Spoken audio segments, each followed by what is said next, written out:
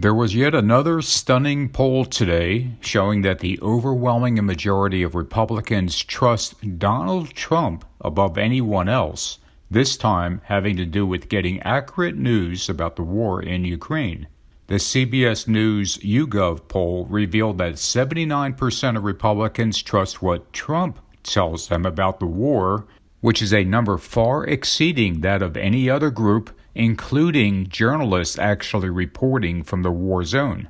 This poll echoes another one from a few months back, in which Trump voters were asked who they felt was most likely to tell them the truth, and 71% answered Trump, a higher number than their friends, family, conservative media figures, and religious leaders. To any Christian who is not caught up in the personality cult surrounding Trump, these kind of polls reinforce the impression that we are witnessing the strong delusion we were warned about in the Bible.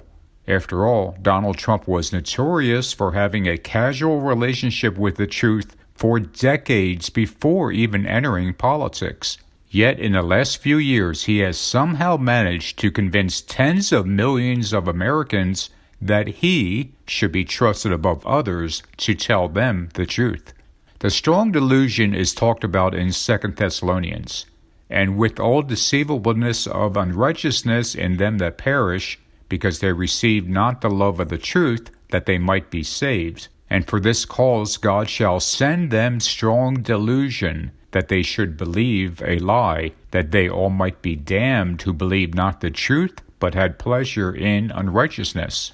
However, there's a bit of misunderstanding with this verse, as many Christians are under the impression that God is deliberately deluding these people, as evidenced by the words, God shall send them strong delusion.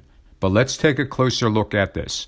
According to Strong's Concordance, the Greek word translated as send them is used as I send, transmit, permit to go, put forth. The permit to go usage is interesting because, in fact, the same Greek word has been rendered before as exactly that.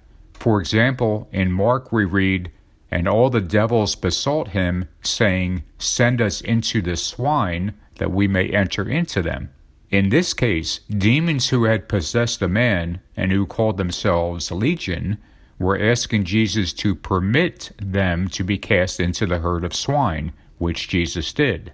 Another example is in Luke with the parable of Lazarus and the rich man, and the verse reads, Then he said, I pray thee therefore, Father, that thou wouldest send him to my father's house.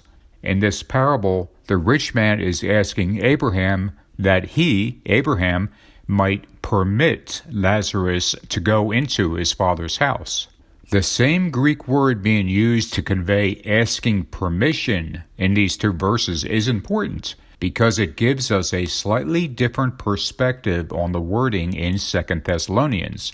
And for this cause God shall send them strong delusion, that they should believe a lie.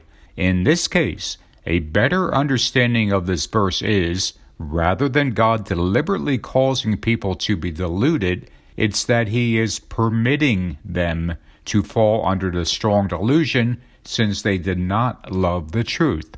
This is reinforced in 2 Peter. The Lord is not willing that any should perish, but that all should come to repentance. So the lesson here is that while these people are very deluded, God isn't purposely sending them delusion. Rather, he is allowing them or permitting them to fall into this strong delusion because they didn't love the truth and had pleasure in unrighteousness. Thank you for watching, and I will talk to you guys soon.